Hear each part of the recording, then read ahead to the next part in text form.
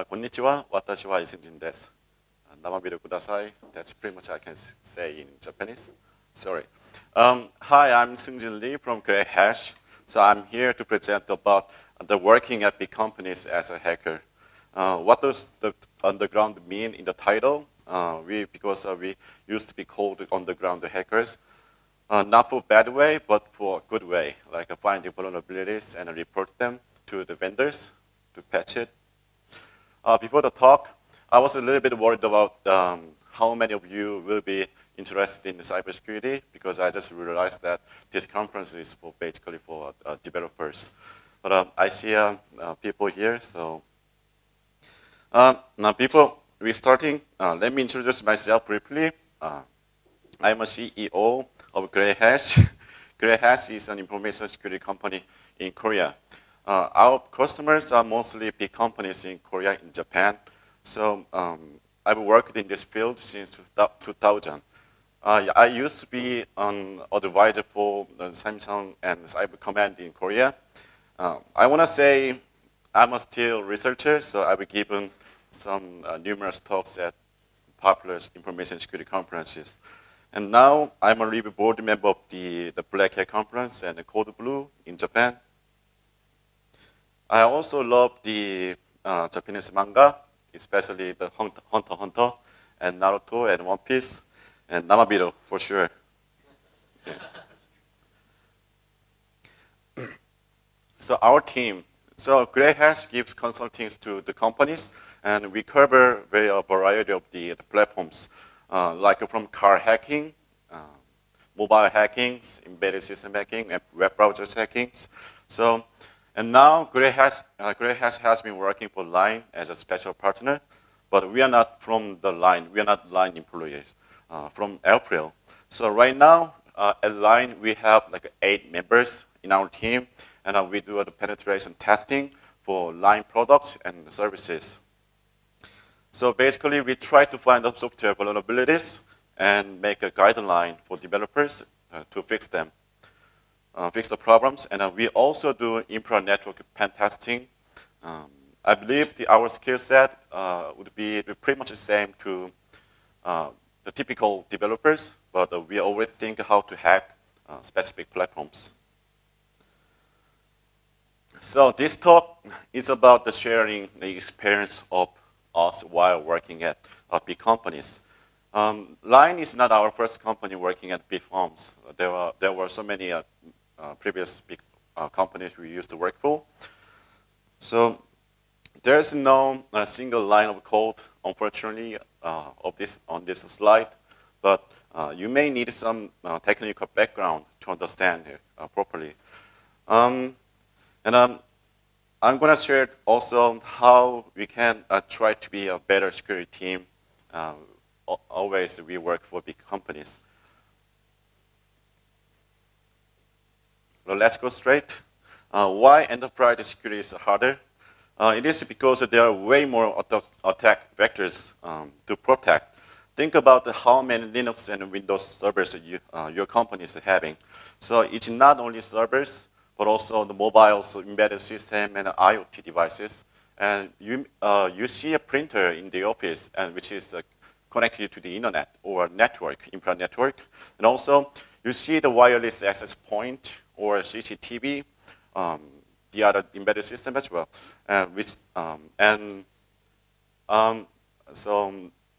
Not every embedded device is vulnerable, but many of embedded devices are vulnerable, including IoT devices as well. And you have lots of big number of employees at the company, and you may expect that not everyone knows how to protect himself or herself. Also, big companies usually buy a ton of third-party products, as well as the problem, because you don't know how much of the third-party products, how much is secure or not, because you didn't make it yourself.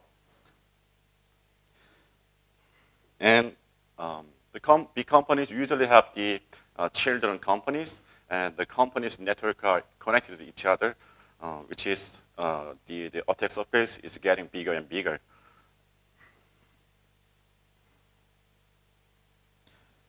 So let's give you some specific examples. So first off, your company has very high-profile services that have to be super safe. But many of the developers work on laptops, and they do web surfing as well on the same laptops. And the problem is not every developer knows how to protect himself. This is very obvious. For example, they do web surfing using their work laptop, but they have no idea which website is malicious or not. So you may not notice when you get hacked, but I mean, this is not the developer's fault, because even highly skilled hackers could get hacked as well. So what happens if developers get hacked? So I want to say they usually have all the highly sensitive information. For example, they have the ID and password of the production servers as well. And it's obvious that the hacking people is much easier than hacking servers nowadays. It's not like not anymore like once in 2000. So if you ever checked out how the Bitcoin trading website got hacked, so most of the cases, the attackers went to the employees directly, not directly to the servers. Because this is really simple, like the phishing email attacks, it sounds way more easier than finding 0-day of the Spring framework or Django framework. So another example is the infrastructure problem.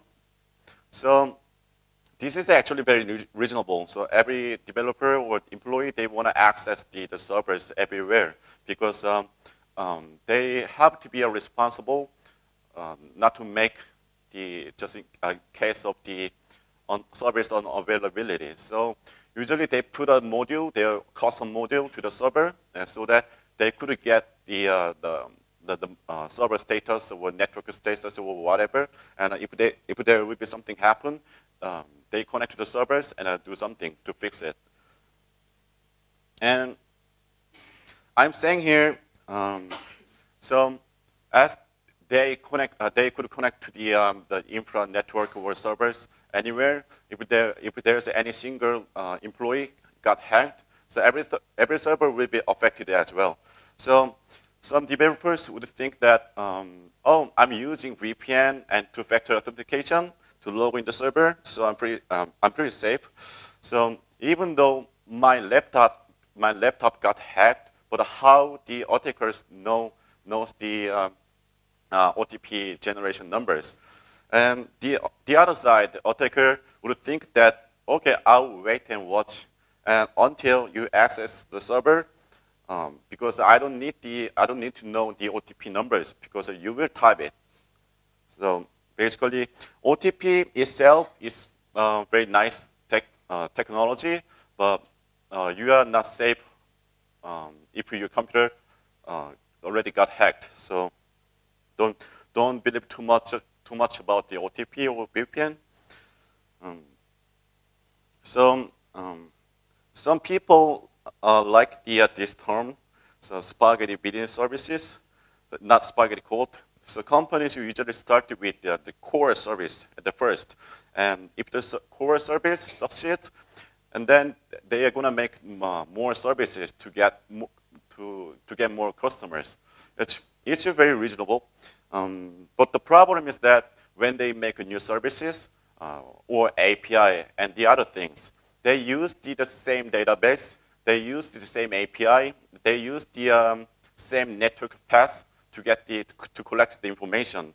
So it's very simple that if you want one of the new services would get hacked, your core services will be dangerous as well, because we are sharing the same database.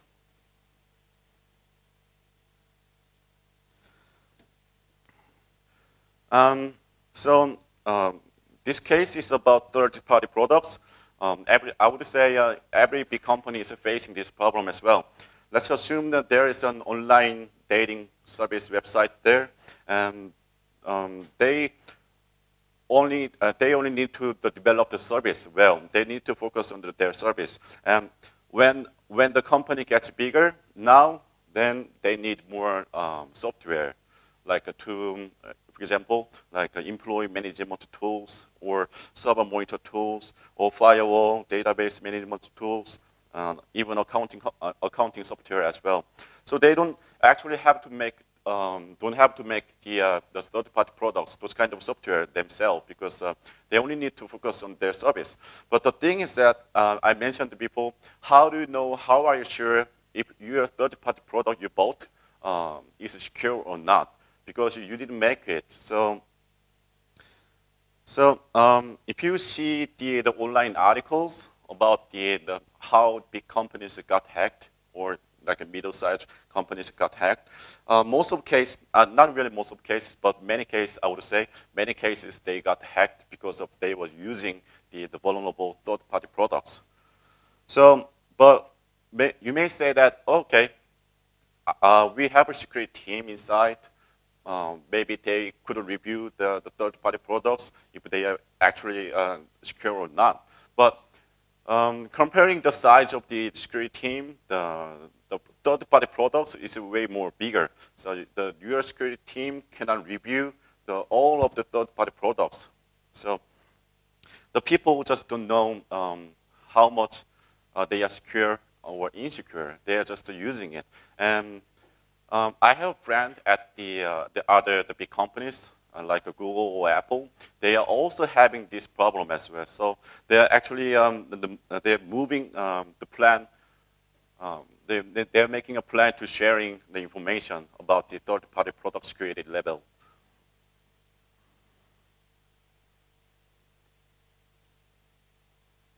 And let's talk about the development and deployment part.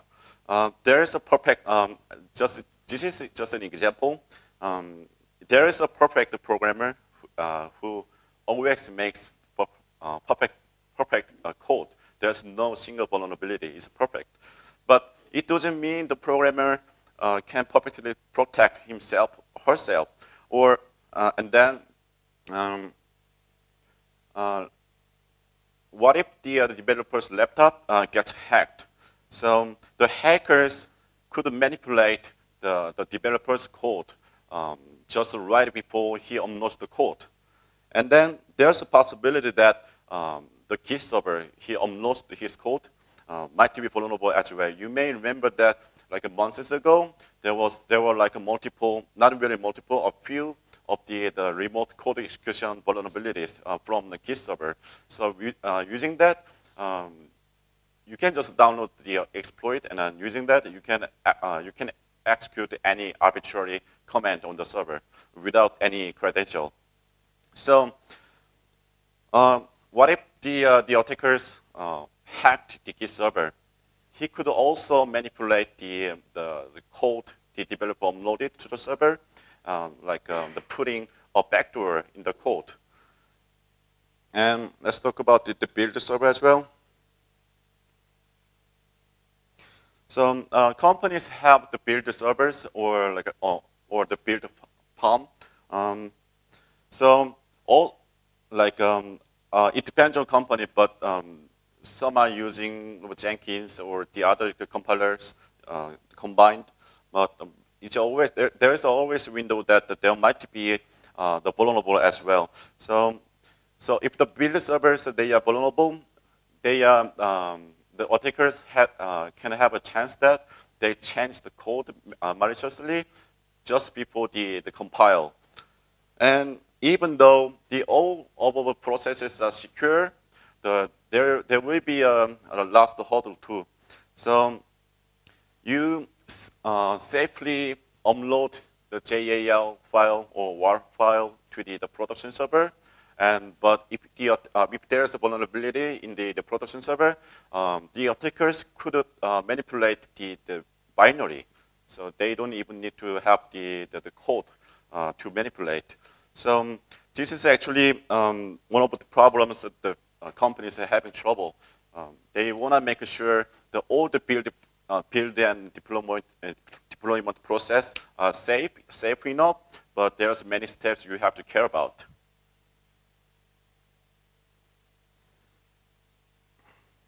So the other thing is a regulation problem. So in Korea, I heard that Japan has a lot of the regulation problems as well. Let's guess that there might be such a regulation that you have to put your high profile services into a dedicated network. And you could force all the developers to use the VPN to access those servers in the dedicated network. This sounds really secure, but not in the real world. So let's say there are like only 100 developers who can access the dedicated network. First of all, how are you sure if the VPN server is really secure or not? Your VPN server might have like remote code execution vulnerabilities, like 0 days. So that's the first one. And you may be able to protect like 99 of 100. But what about if the other single one got hacked? So everything is gone away after that, because the hackers could access to the dedicated network from the hacked the employee. So, and think about the Git Enterprise version as well. Usually, Git Enterprise version is kind of expensive, so you cannot buy like a multiple license. So you may use the Git Enterprise outside of dedicated network, so that the other services also can use the Git server as well. But this is a problem. The dedicated network it sounds itself, it's safe, but it gets the code from the Git server, and the Git server is not in the dedicated network. So this is one of the attack surfaces for this situation. And the other example is that usually, I don't understand why they put this regulation. You can blame the government. But so you have to install like an antivirus, the client on every server, every single server, even on the Linux server as well. So, but it's the same problem as like a Git server. So usually the master server of the antivirus engine is usually not in the dedicated server, which means if you hack the master server, AV server, you could hack all the servers in the dedicated network, because the AV clients in the dedicated network will download files or the executables from the master server.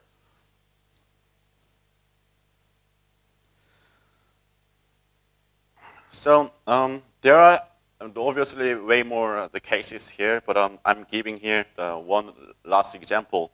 So saying there are like 500,000 servers that have like that all have public IP addresses.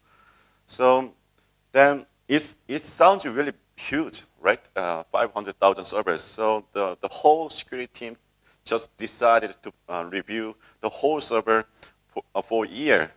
So this is unlikely, but let's assume that after the pen testing, the 500,000 servers are safe enough now. Even though this situation, we still have two problems. The first one is your security team cannot do this every day and every night and forever. So it's like a very tremendous job, but you cannot do it forever. So there's many chances that the second thing is that right after the pen testing, one programmers may leave like a PHP MyAdmin. You may hear about the tool on the server, public server, with the default credential, like for example, admin or root or something like that. And the whole security teams already spent the 1 year to review the whole servers, but by this mistake, everything could be vulnerable again. So even Google or Apple, Microsoft, they're securing all of the public servers. It's a really tough job. The people saying it's almost impossible to protect it, protect every server. I will explain why enterprise security is harder. Then why small firm security is usually, not all of the cases, but usually the easier. It's just simple. You can think on the other way. List external software and no strong access control for all the servers, or way less employee numbers. So, and also it's way more easier to educate a small number of the employees about the computer security.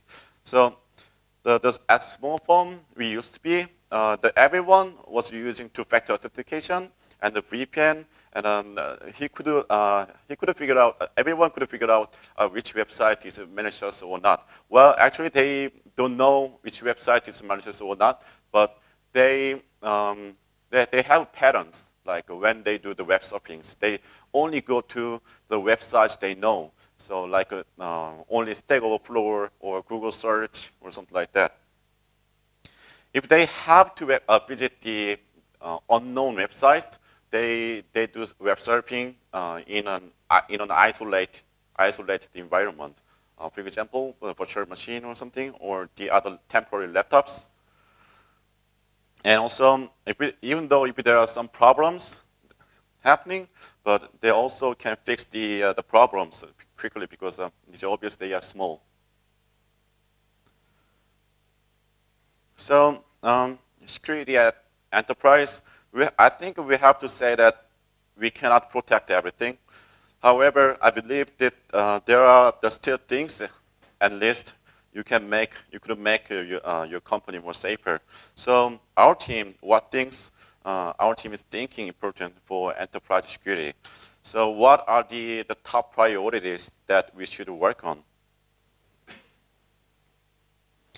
So the big companies usually need the lots of management tools, also called the other way they're called infrastructure tools. So for example, you need to monitor the CPU status or network status or the others as well. And you may hear the PMS, which stands for the patch management system for updating the software version. And also, you need software development tools because your team releases the new version very frequently. So you cannot do like the build and deploy by hand every time. So you have to have like automatic deployment tools. But what if one of the management tools is vulnerable? That means it's possible that all of your company servers will be affected as well, because the management tools usually is installed on the most of the servers. And what if the vulnerabilities is really easy, like only like a 13-year-old boy could find it. So everyone could try it. So we spend most of the time to do security review on internal audit, internal management programs. So we do very actively the audit the internal network tools.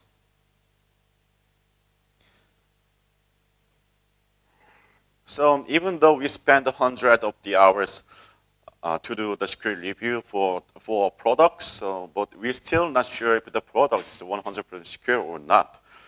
So let's assume that there will be the 0 day. The 0 day is a software vulnerability, but just comes out. Security vulnerabilities tomorrow. Then the security team will investigate on it and think how to fix it. So as soon as possible, patch is needed for this case usually, because anyone could download the exploit, like a weapon, from the internet, and they could use it targeting your company network. So the speed is really important at this point. But how can you do it quickly if the product is not in your hand? So that's why the products used that companies have to be controllable by developers or by security teams. So with the control, we can make a patch and testing and release it in short time. And big companies usually, obviously they have multiple positions at work. Some are might be from the HR and financial, maybe accounting. Not everyone is an engineer. So, and then you don't expect that, you cannot expect that everyone knows about the cybersecurity. So it sounds like it's very reasonable to think that some are already hacked or going to be hacked soon. Because the hackers are lobbying the big companies to target, and big companies usually have their own network. And the people think their own network is a private network, since you cannot connect to the private network from the public internet network. So, but what if the one employee is already owned by hackers, which means that the hackers get through the private network from the employee's laptop? Then it's a reasonable speculation that there is no actual, this is my the humble opinion, but there is no actual private network as the view of the security engineer. So your company private network is almost like, I'm saying, almost like a public network. So our team works and protects the private network servers as the public network servers. So this might be some extreme examples, but some developers put alpha stage servers or beta stage servers into the private network and then having database without any ID and password, or using some open source tools with the default credentials. But what if the hacker is already in your network, in your private network, which means he could access the older servers as well. And some maybe the sharing the real production level, the database as well. And even though they may not use the same database, but they may use the same credential as the alpha stage version and also production level stage version. Then, which means that the attackers could access to the real production server as well. So we always guide developers not to do it because it's not really, again, the private network, as I mentioned. So defense in depth, so everyone loves this term. But again, nothing can be the 100% secure. So we have to, I think we have to prepare any unexpected case. So for example, so what can you do if there is a hacker and he publishes, let's say, like a Spring Framework all day or Django all day to the internet. So like the other cases, any people can download the weapon or exploit and abuse against our servers. We could make our own hotfix because big companies don't make a Spring framework, so they couldn't make their own hotfix for the vulnerability. But if they do it, it will bring more troubles because after they make their own hot patch, which means that they have to customize for long term themselves, not using the new versions from the Spring framework or Django. So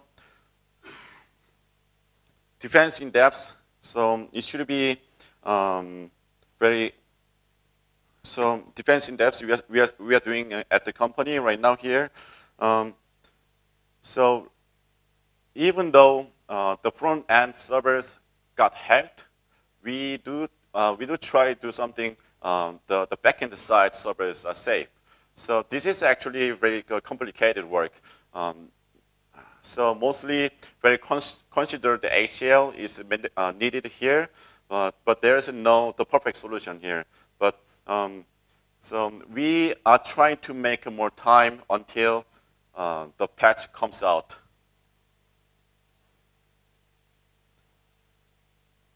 And The other thing is the continuous red teaming. The red teaming means the penetrative testing. So security teams, I want to say they work really hard, but and we may find like 100 security vulnerabilities at a night, but we cannot do this forever. I mean every day. So in my opinion, having a sustainable penetration testing plan is very important to us because there are new services and products out every day. Of course, automation testing tools would make your life much easier, but they cannot find everything. So we believe that the people are the key to work properly in this field. So we are always looking for talented engineers to hire. Okay, I'm trying to speak fast because I have only like 4 minutes. So from this slide, I will talk about which part is actually difficult to us as a hacker who are working at big companies. These are not actually about the technical stuff, but more about like an engineer mindset thing stuff. So you may guess what it is. Do you think we don't like to talk to people? Maybe we only love cyber avatars, not meet the real world girlfriends, but that is actually not. So we are also human. So yeah. Okay, I believe that having a good communication skill is actually one of the most important things for a security engineer. You may think about what about the computer skills? I think having good computer skills is of course mandatory. But why I think the communication skills is important is that our job is basically to tell people not to do something bad. So like don't build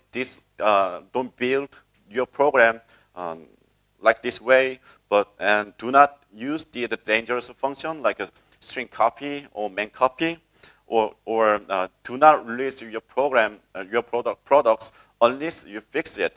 Or do not use the default credential in private network. And it's really hard to persuade them that without good communication skills. So I guess 50% or 60% on my job is talking to other people at work. And again, not only technical stuff, but also we need to be involved with the security policy. Think that there are developers working on very high-profile services. So there is a regulation, actually. So we may ask them that do not connect your laptop to the internet. So I know this is ridiculous because even for me, I cannot code without the Stack Overflow. Stack Overflow is a popular website for engineers. Anyway, to persuade them, we also need to understand them and their work.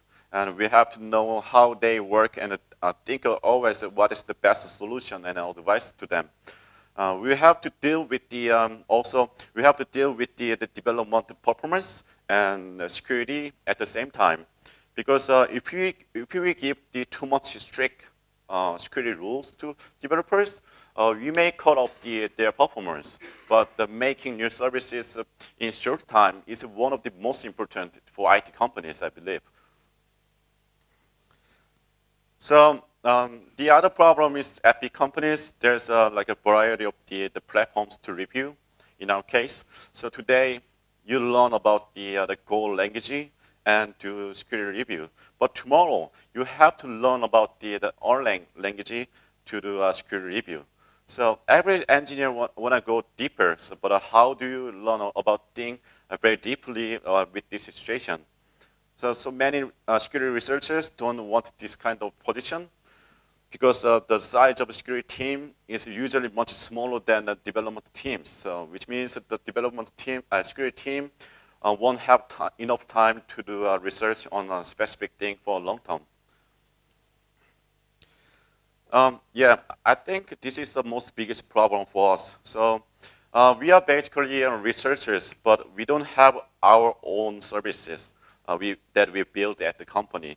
And we review every code made by the other coworkers or developers. So which means we don't have any ownership. So it depends on the people, but most of cases I know this happens to every security team of the big companies, and this is why this is a problem is that to take the motivation for long term is very there's no reasonable there's no, how would I say, yeah, not having ownership it makes us difficult to work very actively. I mean, we work actively, but still, you know what I mean, right? Okay. Even though it's very hard for us to keep the motivation at big firms, but of course, every day we try to come over it, and we are trying to feel happy by the services are going well and making the money from the services. And also, I'd like to say that doing security is not finding hardcore 0 days, such as like a Google Sandbox escape. Because we have to focus on making secure for overall products and services. And I believe that unless we work at big companies, we don't have to spend like 100 days to find a single awesome bug. But we do better find the 100 easy bugs in like 10 days. We believe that security teams should be able to talk. I mean, this is the obvious things, able to talk and persuade others. We always encourage developers not to postpone the release date of their products, and we tell them we will help you release your product in time. We are having fun and joy and line. And the last word again, I want to say doing good security is difficult at every company. Fortunately, Line has good engineers, and they catch up things really fast. And they understand and they fix problems in short time and try not to make the same mistake. And all the contents of this slide is not specifically talking about the situation of Line, but more likely this talk has been saying about general security issues that every big companies are having. Okay, this is pretty much done. My talk. Thank you for attending my talk. If you have any question, shoot me an email. And also, I heard that there's a Q&A room outside. And don't forget that we are always looking for good engineers. If you are interested in, don't hesitate to contact me on Twitter or the email. Thank you.